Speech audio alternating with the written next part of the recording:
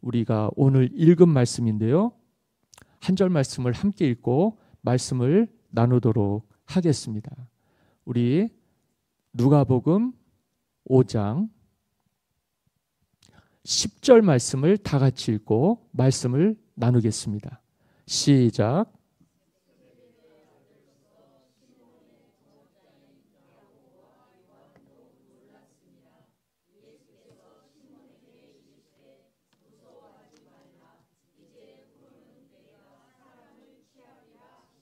아멘. 예수께서 시몬에게 이르시되 무서워하지 말라. 이제 후로는 내가 사람을 취하리라.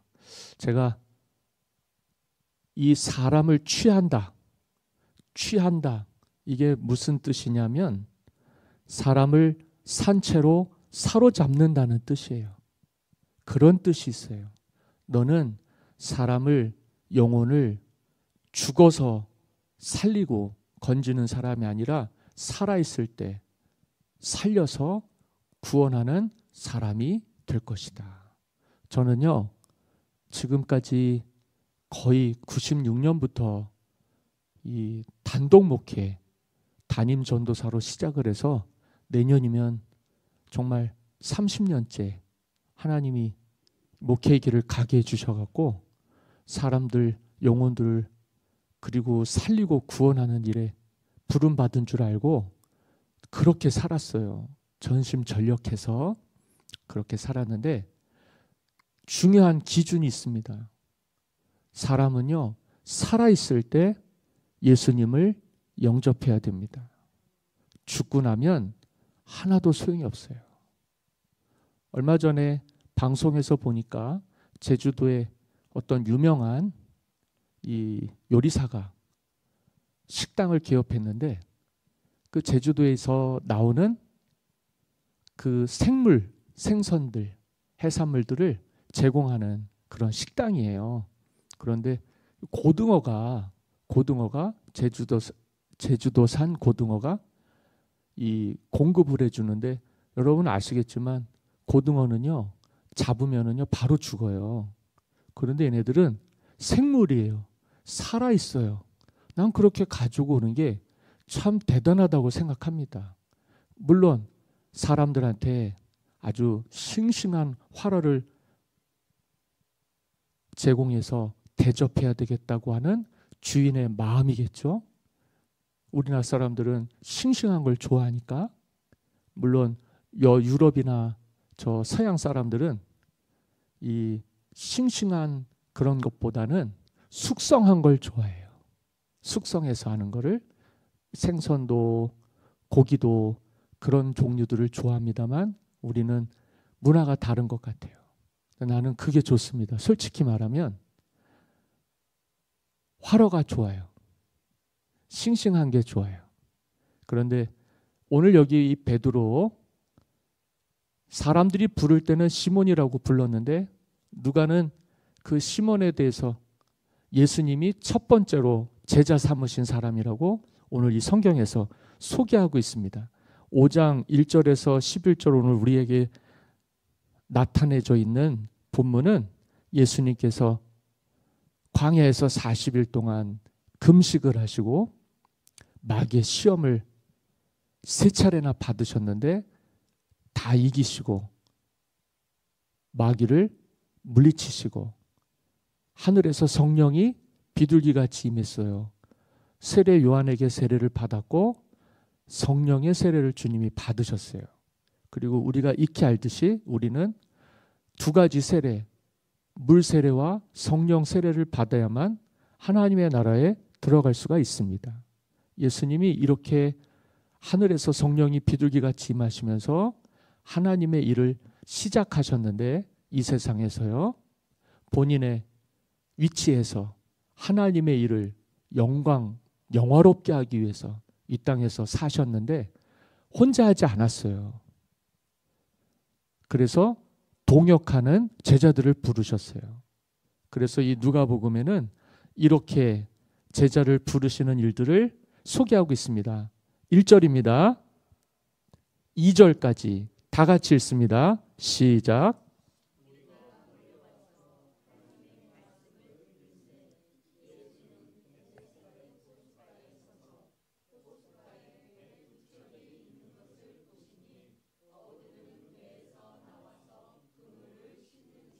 아멘. 한 무리가 예수님께 몰려와서 무엇을 들었냐 하면 하나님의 말씀을 들었어요. 예수님의 입에서 나오는 말이니까 하나님의 말씀입니다. 우리가 읽은 말씀도 살아계신 하나님의 말씀이죠.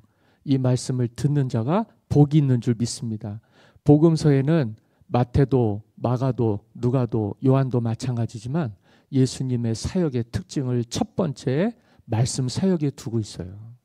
그러니까 말씀을 제쳐놓고 다른 일하는 것은 옳지가 않습니다. 여러분들이 아시겠지만 마르다와 마리아 자매가 있어요. 그런데 마르다는 무슨 컴플렉스가 있었냐 하면 봉사와 섬김에 대한 컴플렉스가 있었어요. 나는 이렇게 열심히 하는데 좀 나하고 같이 마음을 같이 해서 같이 해줄 수 있는 사람을 찾는 거예요. 교회를 할 때. 그런데 가장 가까운 자기의 누이였던 마리아는 예수님의 말씀에 목마른 사람이었습니다. 주님이 우리에게 말씀을 전파하신다는 건 우리에게 뭘 듣게 해주시려고 하는 거예요? 말씀을 듣게 해주시기를 원하는 거예요. 그러면 사람들은 뭐에 집중을 하고 우선을 해야 됩니까? 말씀에 집중하고 우선해야 되는데 마리아는 그거를 잘한 거예요. 그러니까 정작 우리는 예수님께 잘하려고 봉사도 하고 수고도 합니다만 그렇게 해서 주님께 칭찬을 받은 사람들은 한 사람도 없어요. 그러니까 사람들이 생각할 때 야, 봉사할 필요가 없다. 수고해서 뭐하냐? 아니요. 그것은 하나님이 주신 은혜를 깊게 생각하지 못해서 그래요. 오늘 우리에게는 봉사와 섬김도 하나님이 주신 큰 은사인 줄 믿습니다. 그러나 하나님의 말씀을 제쳐놓고는 하나님의 말씀을 빼놓고는 할 수가 없다. 그래서 교회에서는요. 일꾼들이 굉장히 중요해요. 속장님들과 선교회 일꾼들 또 그 밖에 교회 봉사자들, 성전 봉사자들 이분들은요. 열심히만 하면 안 돼요. 교회에서는 열심히 하는 사람들을 시키잖아요. 열심히 해야만 또 열매가 맺어지고 그런데 열심만 가지고는 안 돼요. 뭐가 있어야 되냐면 첫 번째가 주님의 말씀을 들어야 돼요. 여러분들이 이 훈련이 안 돼 있으면 목사하고 엇박자가 납니다. 하나님의 말씀하고 상관없이 해요. 저는 그런 걸 굉장히 싫어합니다. 적어도 같은 한 몸, 한 배를 탔다면 선장이 예수님이에요. 예수님은 말씀이거든요. 말씀이 기준이 돼서 오늘 우리가 각자에게 맡겨주신 그 사명대로 질서 있게, 조화 있게 잘 세워갈 수 있기를 간절히 소망합니다. 우리 집사람이 있어서 요즘 제가 굉장히 고맙고 감사해요. 그런데 정말 중요한 건 나를 도와주는 것도 교회를 봉사하고 예배를 봉사하며 섬기는 것도 정말 여러분들이 기쁜 마음으로 잘해 주셨으면 좋겠습니다. 그래서 말씀을 제쳐놓고 봉사했던 마르다가 겪었던 그 트라우마와 컴플렉스가 있어요. 매번 나만 하는 거예요. 근데 하는 사람만 하게 돼 있죠. 그런데 그런 사람들이 보통은 교회에서 시험에 많이 듭니다. 그러니까 여러분들은 배운 거예요. 지금 배운 거예요. 그렇게 안 되려면 1번이 말씀을 듣는 겁니다. 그게 우리의 이정표가 되고 우리의 기준이 되는 거죠. 그래서 성경을 캐논이라 그래요. 캐논은 뭐냐면 기준이 되는 자예요. 자. 거기에 맞춰서 하면 잘 되는 거예요. 그게 안 되면 오늘 우리가 하나님께 힘도 못 얻고 우리 힘도 제대로 못 쓰고 번아웃이 되는 거예요. 번아웃.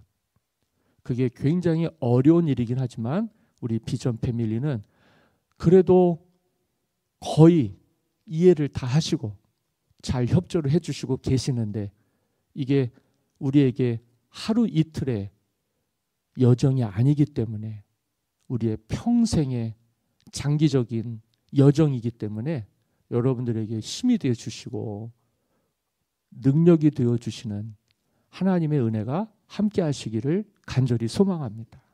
예수님이 무리들이 말씀을 듣는 거예요. 그런데 예수님은 어디를 보셨냐면 여러분들도 성경을 읽으셨지만 배가 2대가 있는 거예요. 게네사렛 호수라고, 마태나 마가는 바다라고 그랬는데 그 누가는 호수라고 했어요. 근데 지명적으로 우리가 지정학적으로 보면 바다가 아니죠. 호수예요. 근데 호수인데 큰 호수란 말이에요. 거기에서 어부가, 고기를 잡는 어부가 생업으로 일을 하는 배들이 있는 거예요. 두 척이 있었어요. 그 중에 한 척의 배에 시몬이 있었습니다. 그래서 그들이 밤새 어구를 지고 호수에 가서 고기를 잡았는데 신통치가 않았나 봐요. 아침 이른 시간에 그물을 씻는 중에, 왜냐하면 다시 일하러 또 가야죠. 그들의 업이니까요. 아주 대단한 사람들입니다. 예수님 부르신 사람들은 그냥 이 한량이나 그냥 시장 잡배들이나 그런 사람들이 아니에요. 자기 일에 성실하게 일했던 사람들이에요. 예수님을 이 땅에 아기 예수님으로 탄생할 때 그 예수님을 눈으로 목격했던 사람들도 지역에서 양떼들을 돌보는 신실한 목자들이었습니다. 밤에 졸지 않고 양떼들 지키는데 그때 천사가 와서 아기 예수님의 탄생을 그들에게 가르쳐 줬어요. 그러니까 신실하게 자기 일에 아주 성실하게 최선을 다하는 사람들이 돼야 됩니다. 그래야 주님도 그들을 쓰시기에 합당하게 여기시는 것 같아요. 이거는 제 얘기입니다. 하나님은 성실하게 자기 일에 최선을 다해서 하는 사람들을 좋아하시는 것 같아요. 게으르지 않게, 요령 피지 않고, 남 탓하지 않고, 핑계대지 않고, 그렇게 묵묵하게, 그거를 우리는 직업의식이라고 하잖아요. 그런 의식이 있어서 평생에 그 직업에 대한 자부심도 있고 또 거기에 성실함도 있어서 누가 뭐라 그래도 그 일에 대해서 자녀들에게 또 후손들에게 부끄럽지 않게 살아가는 사람들이 있습니다. 베드로도 그랬죠. 베드로도 그랬어요. 근데 중요한 건 예수님께서 배에 오르시는 사건이 있었습니다. 3절이죠. 다 같이 읽습니다. 시작.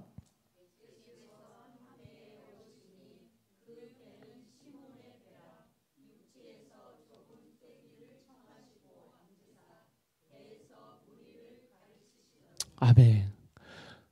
호숫가에 사람들이 예수님 말씀 들으러 오니까 이게 누가 군중인지 누가 예수님인지 섞여 있는 거예요. 그러면 뭘 잘 못 듣게 되죠? 말씀을 잘 못 듣게 되잖아요. 그래서 시몬의 배에 오르신 거예요. 거리를 좀 두시고 배 위에서 말씀을 하니까 예수님이 잘 보여요. 그리고 거기 호숫가에서 육지로 부는 바람이 불었을까요? 보통 예수님이 계시는 곳에는 수많은 사람들이 모여들었었거든요. 그런데 그 사람들이 주님의 음성을 다 들었습니다. 참 신기한 건 예수님은 하나님의 말씀이 이 땅에서 이루어지기를 위해서요. 그렇게 성실하게 최선을 다하신 거예요. 말씀이 있어야 영원히 사는 겁니다. 말씀이 있어야 세상이 있는 겁니다. 복음이 있어야 내가 있는 거예요. 오늘은 그런 말씀을 드리려고 하는 겁니다. 그 배에 누가 있어요? 복음이 있었어요. 그 복음을 다 들었는데 누가 또 들었어요? 베드로가 들었어요. 다른 사람들은 말씀 듣겠다고 왔는데 베드로는 뭐가 성이 났는지 뭐가 마음에 안 드는지 주님 말씀 못 듣고 배의 그물을 씻고 있었단 말이죠.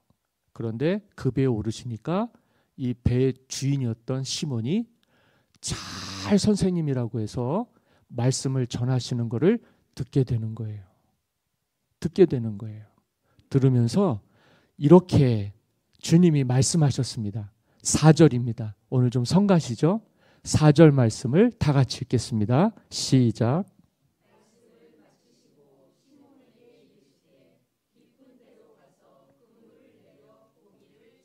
아멘. 주님이 뭐라고 말씀하셨냐면 어부도 아닌데 전문적인 이 바다 지식이 없는 분인데 베드로한테 지시와 명령을 하시는 거예요. 일단 말씀을 전했는데 베드로가 들었잖아요. 그리고 베드로에게 뭐라고 말씀하시냐면 깊은 데로 가서 그물을 내려서 고기를 잡아라 그랬어요. 누구의 말씀입니까? 주님의 말씀입니다. 주님의 말씀은 땅에 떨어질까요? 아니면 하나도 떨어지지 않고 그대로 이루어질까요? 믿습니까? 그래서 한 번 더 읽게요. 5절 다 같이 읽습니다. 시작.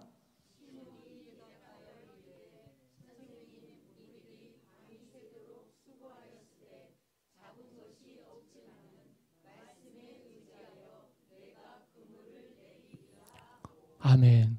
그 배에 누가 있었다고요? 예수님이 있었어요. 예수님은 무엇이라고요? 말씀이잖아요. 말씀이 육신이 돼서 우리 가운데 거하신 분이에요. 그래서 예수님은 말씀이세요. 그게 오늘 우리에게 상당한 의미가 있는 거죠. 그 배에 시몬만 있는 게 아니라 시몬도 있는데 예수님이 계신 거예요. 그 배의 주인은 그러면 누구실까요? 예수님입니다. 아닙니다. 시몬의 배입니다. 여러분들이 그렇게 생각할 수 있는데 예수 믿기 전에는 내가 주인이에요. 예수 믿고 난 이후에는 누가 주인입니까? 예수님이에요. 말씀을 들었단 말이에요. 베드로가. 들었다는 건 믿음을 가진 겁니다. 그래서 주님이 말씀하시는데 내가 밤새 수고해도 잡은 게 있어요? 없어요? 없었어요. 내가 주인이고 내가 그물을 내렸는데 내가 전문가고 내가 다 이해하고 알아도 안 되는 게 있는데 그래도 주님이 말씀하시니까 내가 그 말씀에 의지해서 그물을 내리겠습니다. 이게 뭘까요? 이게 믿음입니다. 믿음은 들음에서 난다 그랬어요. 들음은 하나님의 말씀으로 말미암는다 그랬어요. 그러니까 주님 말씀하셨기 때문에 그는 말씀을 들은 거예요. 들었더니 뭐가 생긴 거예요? 믿음과 확신이 생긴 거예요. 믿음과 확신 가지고 하니까 일이 어떻게 돼요? 내가 할 때는 안 됐는데 주님 말씀대로 하니까 어떻게 됐어요? 예? 이거 꼭 기억하셔야 돼요. 꼭 기억하셔야 돼요. 6절입니다. 뭐 긴가민가 의심하시는 분들도 계시는데 확신을 드리기 위해서 여러분들이 읽으십시오. 시작.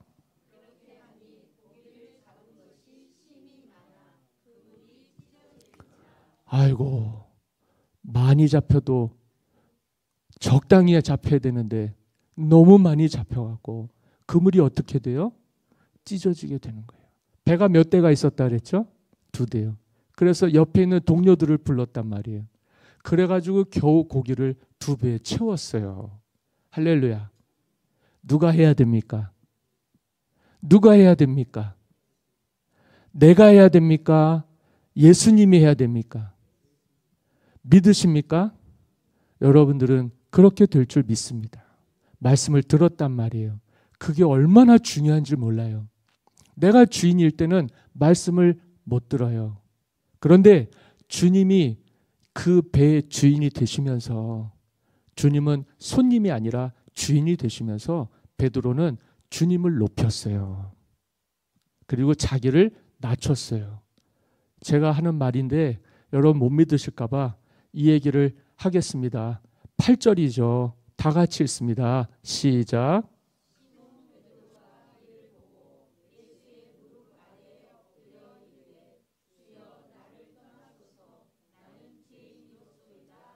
아멘. 이게 무슨 말이에요? 주님이 나의 주인이시고 그 주님 말씀대로 했더니 내 경험과 내 지식으로는 감당할 수 없는 놀라운 기적들이 임하는 것을 보고 그는 자신을 주님 앞에 내려놓았습니다. 주님, 나를 떠나시옵소서. 나는 죄인으로소이다. 고기 많이 잡혔으면 좋아하고 춤춰야 되잖아요. 그런데 왜 그가 그렇게 자신을 죽을 죄인으로 주님 앞에 무릎 꿇고 주님 무릎 앞에 엎드렸다 그랬어요. 자기를 주님 무릎보다 더 높이 들지를 않았어요. 주여 나를 떠나시옵소서. 나는 주님을 감당할 수 없는 죄인입니다. 왜요? 좋아해야 되는데 왜 그렇게 돼요? 이제까지는 삶의 주인이 자기인 줄 알았다가 그 배에 오르신 주님을 보면서 삶의 나의 주인은 예수님이시라는 것을 확실히 알았기 때문입니다. 주님 말씀대로 되어주는 줄 믿습니다. 주님 뜻대로 되는 줄 믿으시기 바랍니다. 여러분들과 우리가 배와 사람으로서 어쩌면 공동 운명체일지도 모르겠어요. 이 교회의 주인은 누구시죠? 그렇죠? 여러분들의 주인은 누구시죠? 예수님이에요. 그러면 주님보다 높아지면 됩니까? 안 됩니까? 안 되죠. 여러분은 말씀을 높이며 사시기를 바랍니다. 예수님을 높이며 사셔야 돼요. 그러려면 여러분들이 엎드려야 됩니다. 여러분들이 내려놓아야 됩니다. 그건 기득권도 아니에요. 그거는 성공도 아니에요. 그거는요, 실패일 수밖에 없어요. 내가 주인공이 돼서 내 삶을 어떻게 살릴 수 있겠어요? 그렇지 않습니까? 우리가 15주년 됐죠, 교회가? 교회가 15주년만 되고 20주년만 되고 30주년만 돼야 되겠습니까? 아니에요. 믿음이 그렇게 돼야 된다는 거죠. 그러려면 나를 내려놓아야 되는 거예요. 나를 주님 무릎 아래 엎드려야 되는 거예요. 그게 순종이에요. 늘 말씀을 드리지만 우리는 99가지를 순종하고 한 가지를 못해도 괜찮다고 생각하지만 그 한 가지가 불순종이에요. 한 가지가 부족해서 오늘 우리가 우리의 삶에 하나님의 영광이 머물지를 못하는 사람들이 많아요. 하나님은요, 100이면 100 다 순종하기를 원해요. 그게 예수님을 주인으로 섬기면서 사는 사람들이에요. 할렐루야. 뭐가 내 마음에 남아 있어요. 내가 다 주님을 믿고 내가 주님 뜻대로 다 하겠는데 이것만큼 못하겠습니다 하는 그것까지 내려놓으셔야 됩니다. 난 자존심 상해갖고 나는 성격이 지랄 같아갖고 내 성격이 어떤 줄 아시죠? 내 기질이 어떤 줄 아시죠? 나 이런 사람이에요 하는 사람들이요, 그걸 내려놓아야 됩니다. 교회에서 왜 자기를 높여요? 주님을 높여야지. 주인이 누구예요? 하나님이시고 예수님인데 왜 내가 주인공 행사를 합니까? 그거는 축복이 아니에요. 그거는 시험이에요. 시험은 이겨야 되는 거예요. 내가 누군데 나한테 이래라 저래라 해? 내가 얼마나 10년 15년 동안 봉사했는데 왜 내 말에 귀를 기울여주지 않지? 그런 게 아니에요. 주님 무릎 아래 엎드려야 된단 말이죠. 주님 나를 떠나시옵소서. 나는 죄인으로서이다. 이 세상에는요, 사람의 의가 없어요. 뭐만 있냐면 하나님의 의만 있어요. 그게 맞아요. 그래야 하나님이 영광을 받아요. 그런데 나 때문에, 내가 버리지 못하는 한 가지 때문에 하나님의 의가 세상에서 사라져 버려요. 교회에서요, 내가 주장하고 내가 고집할 때 하나님의 영광이 사라져 버려요. 말씀은 땅에 떨어져 버리고 교회는 완전히 피폐해져 버리고 말아요. 그래서 우리는 그리스도의 몸인 교회를 세워야 돼요. 할렐루야. 절대 내가 주장하거나 내가 고집하면 안 돼요. 내가 세력이 있고 사람들이 나를 따르더라도 예수님처럼 나를 따르지 않고 하나님을 따를 수 있게 해야 돼요. 그게 목적이 분명한 사람들이에요. 그게 신앙생활에 있어서 목적이 분명한 사람들의 삶이에요. 그런데 그게 목적이 분명하지 않으니까 엉뚱한 데 가서 찬양하고 있고 엉뚱한 데 가서 기도하고 있고 엉뚱한 데 가서 봉사하고 앉아 있어요. 막 눈물이 나고 가슴이 찢어지는 일이에요. 하나님의 사랑을 입고 하나님의 긍휼을 입어서 주님의 은혜로 세상에서 거듭나 사는 사람들이요, 그 욕심 때문에, 그 교만 때문에, 그 자아 때문에요. 그걸 못 버려서요. 믿음의 공동체에서 하나님의 영광을 못 누리고 살아요. 그리고는 엉뚱한 데 가갖고 찬송하고 있고, 엉뚱한 데 가갖고 기도하고 있고, 엉뚱한 데 가갖고 봉사하고 전도하고 앉아 있어요. 그렇게 되면 안 된다. 예수께서 우리의 주인공이시다. 나의 주인이시다. 그 배에 오른 순간 그 주인은 내가 아니고 주님이신 거예요. 여러분, 주님을 영접하신다고 그러죠. 예수님 영접했다는 게 뭐예요? 내가 주인이었는데 이제는 예수님이 주인이시라는 뜻이에요. 그러면 절대적으로 주님께 순종하고 사셔야 됩니다. 그런데 그게 어디에 나와 있어요? 말씀에 나와 있는 거예요. 우리가 말씀에 비추어서 그 말씀을 기준으로 해서 하나님 음성을 듣고자 하면 하나님이 우리에게 왜 말씀을 안 하시겠습니까? 그 말씀을 따라서 내가 삼갈 걸 삼가고 행할 걸 행한다면 왜 하나님이 안 도와주시겠어요? 우리 하나님은 배가 그물이 고기에 가득해서 찢어질 정도로 우리에게 복을 주기를 원하시는 분이에요. 내가 하면 실패해요. 주님이 하셔야지 되는 거예요. 왜냐하면 우리 주님은 우리를 지으시고 세상을 지으신 창조주이시기 때문에 말씀으로 모든 것이 다 이루어졌고요. 그렇게 해서 시작해서 그렇게 해서 하나님의 나라가 곧 임하게 될 것입니다. 그러니까 우리가 정신을 차려야 되죠. 주님이 나와 함께 하시는구나. 그러면 여러분들이 화가 나도 참으셔야 돼요. 여러분들이 하고 싶어도요, 내려놓으셔야 돼요. 괜히 마르다처럼 살면 어떡합니까? 마리아처럼 해야죠. 마리아가 뭘 잘했겠어요? 그런데 예수님을 나의 주님으로 기꺼이 마음을 다해서요 영접을 한 거 아닙니까? 베드로도 마찬가지예요. 말씀을 들었다는 건 순종했다는 거예요.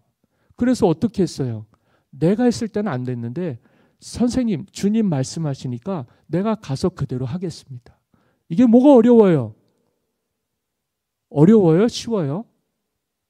내가 하려고 할 때는 이 고민 저 고민을 해야 되잖아요. 근데 주님이 하라 그러면 하기만 하면 되는 거잖아요. 하지 말라 그러면 안 하기만 하면 되는 거잖아요. 굳이 내 생각이 있으니까 하라 그러는데도 하지 않으니까 문제가 되는 거고, 하지 말라는데 하니까 문제가 되는 거죠. 그래서 교회가 제자훈련이 필요한 것 같아요.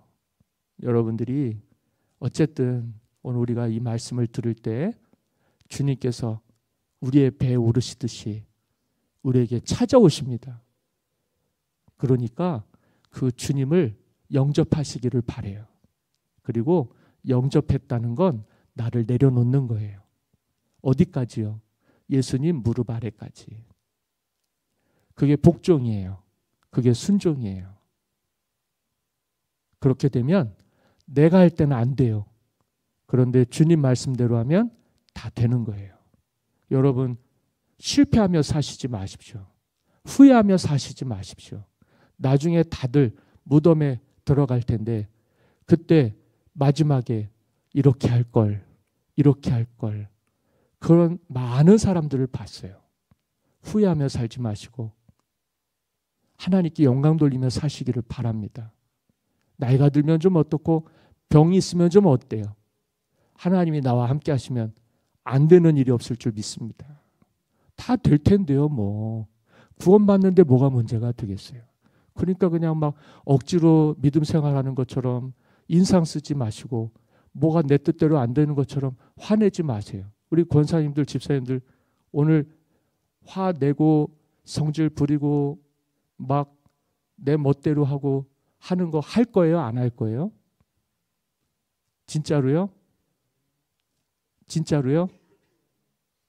아멘 하셨어요? 제가 다 봤어요. 다음에 또 화내시고 막 인상 쓰시고 그러면 그 하나님 앞에 잃을 겁니다. 누가 잃겠어요? 그렇잖아요. 누가 흉을 보겠습니까? 우리가 아는 거죠. 에이, 내가 또 졌구나. 내가 이거를 못 다스리는구나. 주님 앞에 나왔다가도 하나님께 맡기지 못하고 그걸 또 다시 짊어지고 가느라고 그 무거운 어깨 보는 주님도 얼마나 마음이 아프시겠어요. 이제는 예수님으로만 나의 모든 것을 삼으시고 주님 뜻대로만 하겠습니다. 주님 뜻대로만 하겠습니다. 베드로가 고백한 게 맞아요. 주님 나를 떠나십시오. 나는 죄인이로소이다. 참 주님 만나면 우리는 예전에 내가 주인공으로 살아갔던 때가 회개가 돼요. 회개는요, 하는 게 아니라, 회개는 말로 하는 게 아니라 그 하던 일을 멈추는 거예요. 그냥 멈추는 게 아니라 돌아서는 거예요. 결별을 해버려야 돼요. 다시는 그렇게 살지 않겠습니다. 다시는 그렇게 주님께 눈물 흘리게 상처 주며 살지 않겠습니다. 그래서 돌이켜야 그게 은혜가 되는 거예요. 잘 되시기를 원하시죠. 나는 우리 권사님들과 집사님들이 이 교회를 나와서 진짜 잘 되기를 원합니다. 진짜 누구도 잘 안 되기를 원하지 않아요. 여러분들도 저를 위해서 기도해 주시고 저도 여러분들 위해서 기도합니다만 이거 좀 서로 주거니 받거니 서로 잘해야 되지 않겠어요? 그죠? 그래서 하나님의 영광만 나타내며 살아가게 되시기를 바랍니다. 9절 말씀인데요. 이는 자기 및 자기와 함께 있는 모든 사람이 고기 잡힌 것으로 말미암아 놀라고 세베대의 아들로서 10절 시몬의 동업자인 야고보와 요한도 놀랐습니다. 이거는 기억 안 해도 돼요. 그 다음이에요.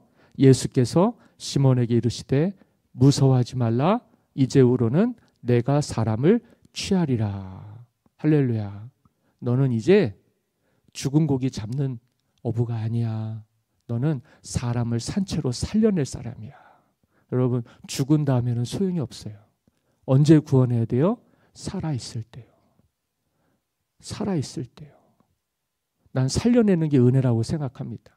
사람 죽이는 거야 뭘 못하겠어요. 우리 뜻대로 하면은 우리 마음이 생각하는 대로 하면 다 말라 비틀어지게 만들고 다 근심 걱정하게 만들고 다 분란시키고 분열시키고 다투고 갈라지고 그럴 거예요.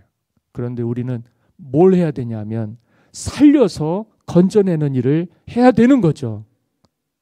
죽어서 살리는 건 아무 소용이 없어요. 그렇잖아요. 지옥 가기 전에, 멸망하기 전에, 죽어서 무덤에 들어가기 전에 누가 압니까? 우리가 살아있을 때 너는 이제 사람을 살려서 건져내는 어부가 되라. 고기 잡는 어부 되지 말고 사람을 살려서 건져내는 어부가 되라고 그랬어요. 마지막 절입니다. 11절 베드로가 어떻게 했을까요? 다 같이 읽습니다. 시작.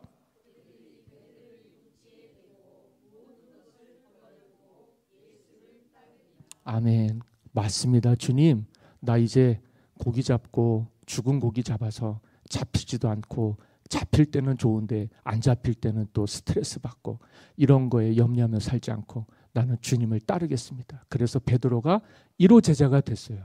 그때 같이 옆에서 배 타고 있었던 야고보와 요한이 어떻게 됐을까요? 그들도 제자가 됐어요. 하나님이 오늘 우리에게 예수님의 제자가 되세요. 죽은 사람은 못 살려요. 산 사람을 살려서 주님께로 인도할 수 있는, 죽어가는 사람을 살려서 구원 얻게 해서 영생을 얻게 할 수 있는 진짜 예수님의 제자의 삶을 살게 함께 해주시기를, 그와 같은 저와 여러분들이 다 되시기를 예수님의 이름으로 간절히 축원합니다.